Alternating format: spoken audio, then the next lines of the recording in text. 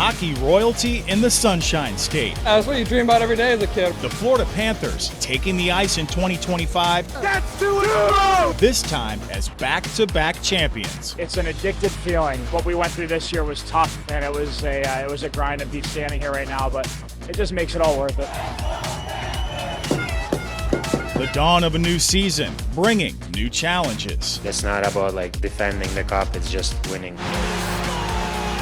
That's our goal, and we're going to fight for that goal every day. But this pack of Panthers knows what it's like to hunt. It's all here, and it starts with our ownership and that practice rink that we have and the way we travel. The goal remains the same, to hoist Lord Stanley and rewrite hockey history. I think it's already the makings of a modern-day dynasty, since they've gone to the Cup 3 times, won it twice. This season, we're bringing you an entirely new perspective of Panthers hockey. New analysis. Didn't think there was a chance of it happening. I did not expect to be a Panther this year. New stories.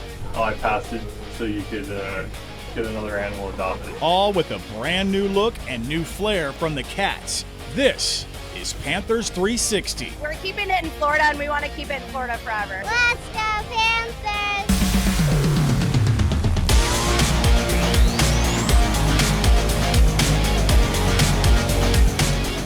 It is that time. Hockey fans, you've been waiting for it. South Florida, we've been waiting for it. Training camp is officially open. Preseason games, they're being played. And welcome into the first ever edition of Panthers 360. I'm your host, Mike Trim.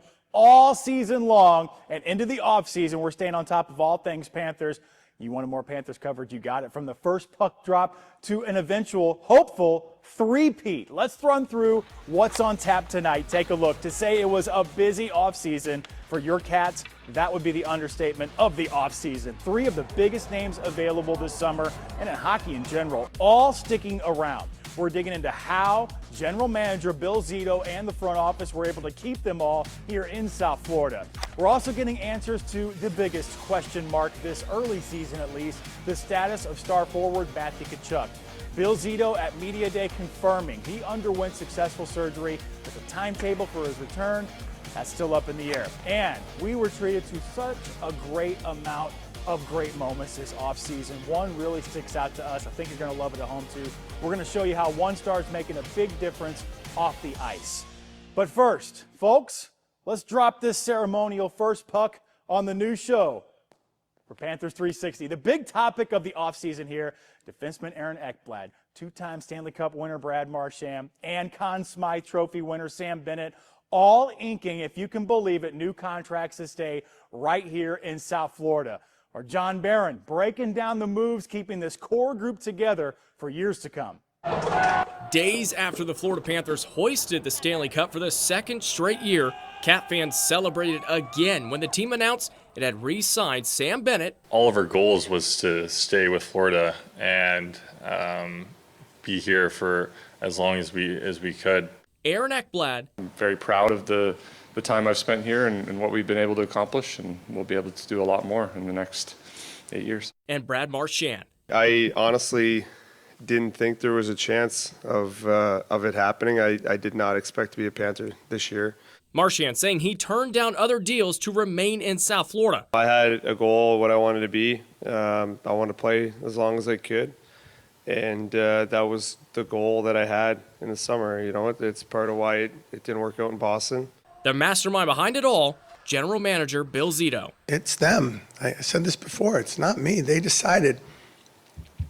They all could have gotten more money somewhere else, but they decided they wanted to be Florida Panthers. And it wasn't just the big three. The team also adding goaltender Daniel Tarasov and veteran defenseman Jeff Petrie. When they called, it was a no-brainer.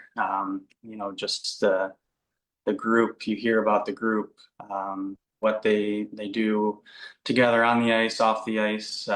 You hear so many good things about it. Also coming back, forward Mackie Samoskevich.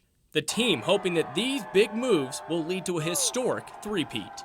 I think we all realized how special this group is, and we know that we have the chance to do something special here for quite a while. You know, on this show, we really dig deep, and we're digging into that offseason right now. We're turning to some experts here on Panthers 360. This week, I spoke with Greg Andrews. He is the host of the Panthers Digest podcast. He tells me it was no accident all three decided to stay right here in South Florida. So the way Bennett and Ekblad and Marchand were all able to sign is because they kind of worked it out themselves.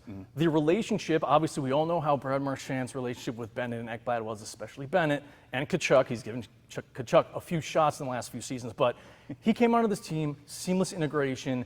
He was already chirping on their social media stuff and on their WhatsApp or whatever they were using. So his ability to become familiar with the other players and bond was perfect. He loves it down here. He's come out and said loves the fan base, loves everything about this organization from top to bottom. And the reason why he really did sign was because of Ekblad signing, because of Bennett. And they talked. It wasn't Zito really leading the march on this. It was the three of those gentlemen that got together and said, hey, let's find a way to make it work. Yeah, it was funny with Brad Marchand at Media Day. Right before him, Bill Zito said, listen, it was those guys that got it done. Marchand came up, that's nice that he said that, but he got this done. Mr. Zito got this done. And speaking of, chirping back and forth, all the players at Media Day that we sat down with, who do you think they said the best chirper was on the team? Oh, it's Brad Marchand. The most and the best, yeah. Oh, my They goodness. said the worst was Mikkola, but we'll get to that in a second. But it's kind of, imagine big Mikkola chirping at you from across the ice. We'd love to be at full strength, but the Cats are down two very important pieces to start the year. Both Matthew Tkachuk and Tomas Nosek expected to miss several months with key injuries. Panthers GM Bill Zito said Tkachuk underwent that surgery to repair a torn abductor muscle and sports hernia last month. He sustained those injuries while playing in this year's Four Nations face-off. Zito says Tkachuk will be out until at least December-ish, in his words, as a matter of fact. Nosek's dealing with a knee injury he sustained during training this offseason. He will also be out several months, affecting our depth. The Panthers believe they'll be able to replace the two with the depth in their system. Listen to this. You've seen any number of players have success playing with Sasha. And then you might have a guy who's gone from playing with Sasha to the fourth line. And so now, not only do we have opportunities, for example, for Luke Conn or Tyler Motsenkamp. Hey, still ahead, a lot to watch here. We're going to go back to our conversation with Greg Andrews, detailing how the Panthers could shift things around until Tkachuk returns. Who's going to step up to the plate, right? And remember, you can join the conversation every Monday, 12:15 p.m. It's your lunch break on WPTV's YouTube channel.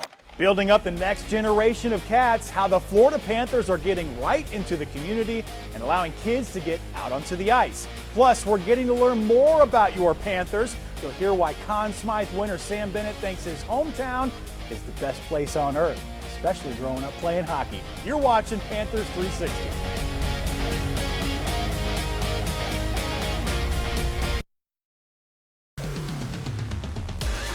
A championship experience for the next generation of Florida Panthers. Going to love this next story. Hitting the ice here for one-on-one lessons from the defending Stanley Cup champions themselves. Our Kendall Hyde joined them on the ice for a day of fun. The Florida Panthers might have a home at Sunrise. However, it was a cat invasion at the Palm Beach Skate Zone in Lakewood Beach. It's pretty awesome because of the success that the Panthers have had. We've been able to reach out to a lot more kids, families, a lot more people getting interested in the sport. That excitement you see from a longtime Palm Beach Skate Zone instructor, that's Matt Key. And he's thankful for their recent partnership with the Florida Panthers, the Try Ice Hockey Free program. For us to be able to put this on and let them come out and try the sport for free and get them interested is a great way to introduce them to the world of hockey and skating. Those who take a liking are then welcome to join the Palm Beach Skate Zone, learn the skate classes. And one of the youngsters fascinated by the sport is Haley Schatz. It's really cool that I could go on ice and hit pucks. The 9-year-old says she's not the biggest ice hockey fan, but the program was fun. However, it was a fellow newcomer, Jackson Lee, who said the day humbled him. It's a hard sport and it's not easy. That left me with the question. So since you learned so much, can we expect for you to be a Florida Panther in the near future? The kid's either modest or shy. Either way it goes, Jackson, I have faith in you, my friend, at the Palm Beach Skate Zone. I'm Kendall Hyde. Hey, our team here at WPTV, we are all in on the Florida Panthers. Remember to join me every Monday afternoon, 12:15 on our WPTV YouTube channel. Myself, different analysts, we're breaking down trends, the X's and O's on the ice, the week that is, and we want to hear your thoughts. Come with your questions and comments. We'll answer them during that live segment. Right now, you're watching Panthers 360, and we'll be right back. Don't go anywhere.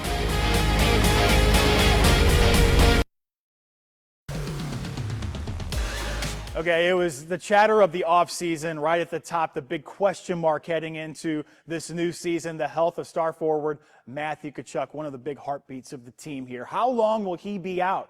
How will head coach Paul Maurice shake up the lines? Want to go back to my interview with analyst Greg Andrews from Panthers Digest podcast. He's helping provide a little clearer picture of when we could see Tkachuk back on the ice and who could step up in the meantime.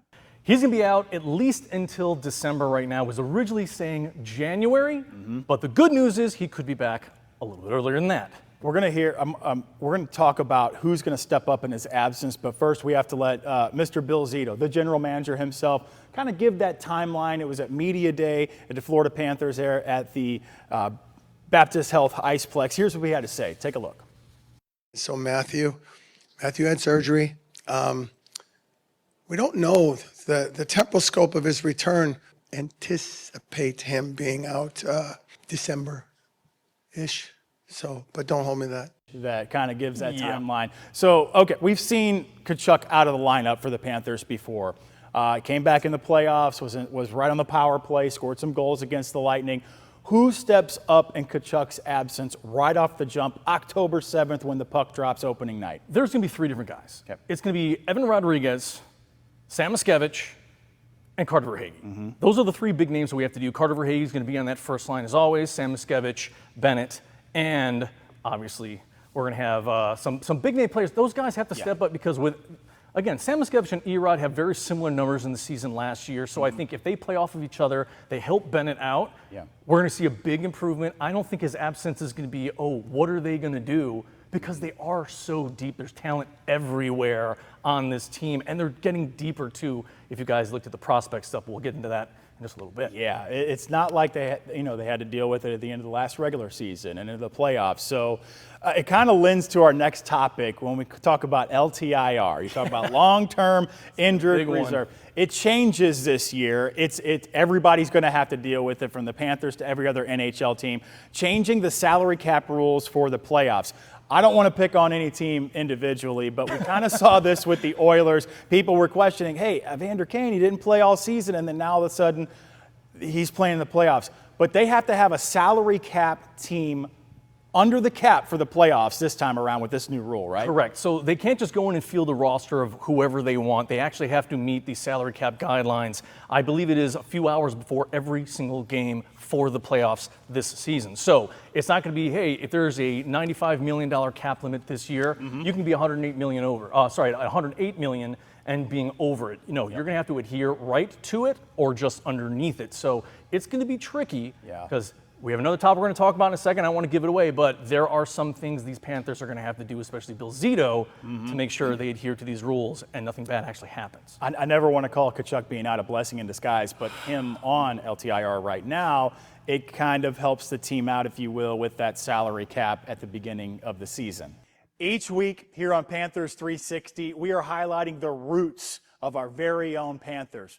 From St. Louis, Missouri, to Ontario, Canada, to places abroad, all the way to Finland. This year's Cats, they are spread out all over the world, and I sat down with Conn Smythe winner Sam Bennett, playoff superstar. Tells me about Holland Landing, Canada, where he fell in love with the game and he grew up. Listen to this. It's a big hockey town, obviously. There's not a ton to do there, and hockey is one of the main things we did.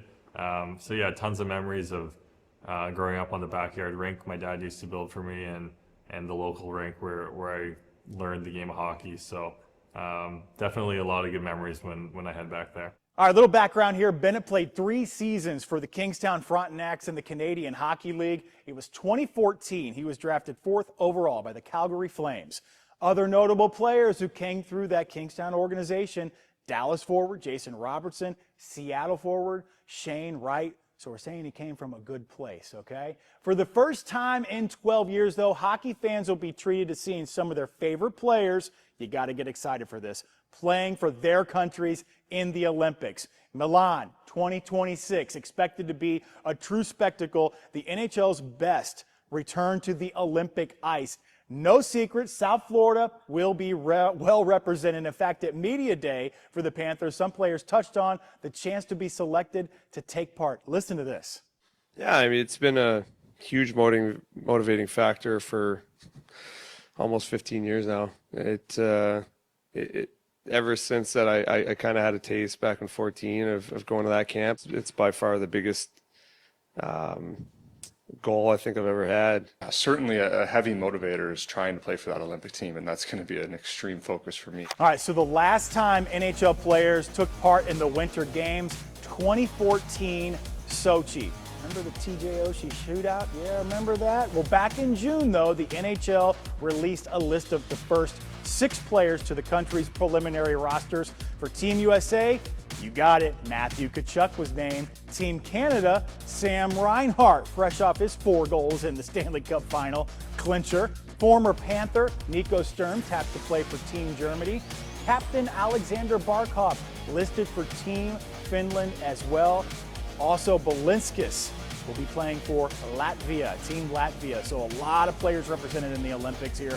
Advocating to grow the game, though, of hockey. I mean, it all started somewhere, right? This month, the Florida Panthers teamed up with Latin American teams to showcase the up-and-coming talent, and Kendall High got a front-row seat to the action. Take a look. Goals, cheers, and culture embody what the Amerigol Latam Cup has represented since 2018. We had 5 teams. Fast forward to today, this year we have 62 teams. Initially, the tournament was created to bring ice hockey to South America, and it's done that. But more, as Amerigol has teams from almost every country competing this year. Team Colombia. The Colombian squad is led by head coach Sam Orth, a former Navy vet who toured the world and started promoting the game there. We practice ice hockey down there.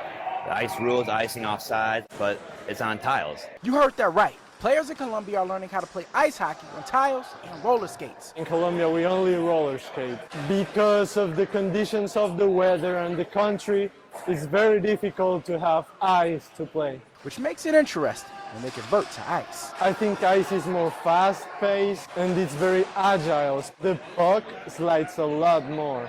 With the team not used to ice skating, the coach got creative and expanded the Colombian team to a national team. It has kids from all over, like Justin Anderton from New Jersey, and help teach his teammates the ins and outs of hockey. It's great. You get to learn different things about their culture, and just meeting them is a really cool experience I've never had before. Mixing the players has been, let's say, challenging, yet rewarding.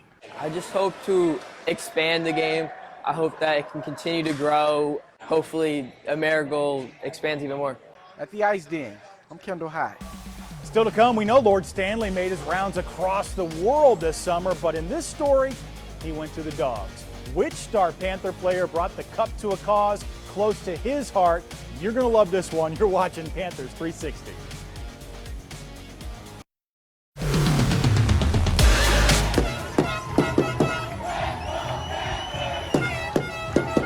Oh, the scene in Fort Lauderdale right next to the beach, a celebration like no other. The two-time defending champions celebrating with thousands of fans, an estimated 400,000 right there in Fort Lauderdale. We were there to capture all of the best moments from that day as the Cats cemented their place in hockey history.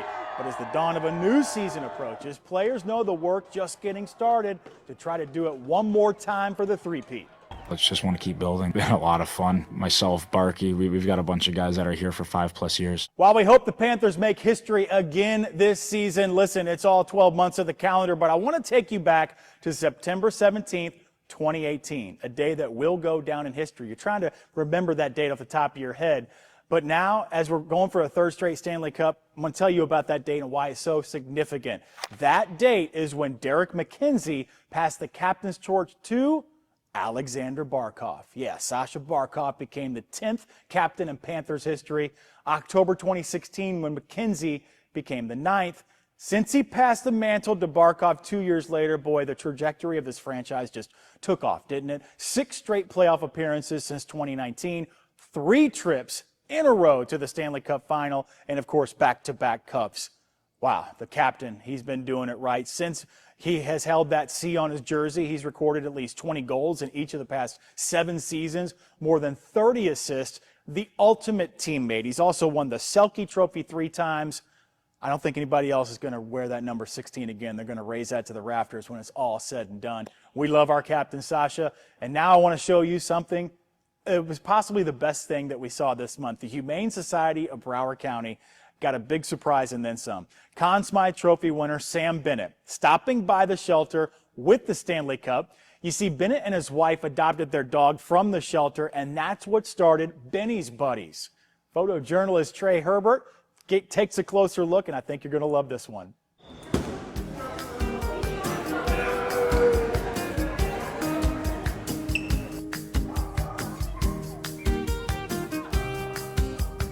This will get you lots of attention. Oh. A big part of why we wanted to be here so bad was how great this program has been and how many people have reached out and wanted to support. You want to see the Stanley Cup?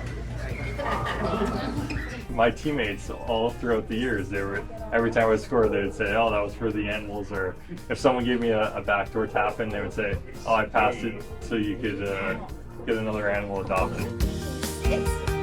Actually, the two kittens that we put in the cup that night got adopted, so it's pretty incredible.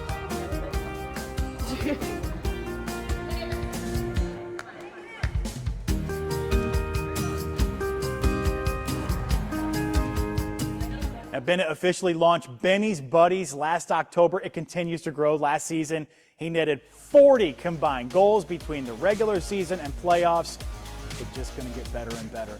I want to thank you so much for taking time to watch the very first edition of Panthers 360. Check out our weekly interviews every Monday at 12:15 on our WPTV YouTube page. You can get involved, you can comment, and we'll answer your questions.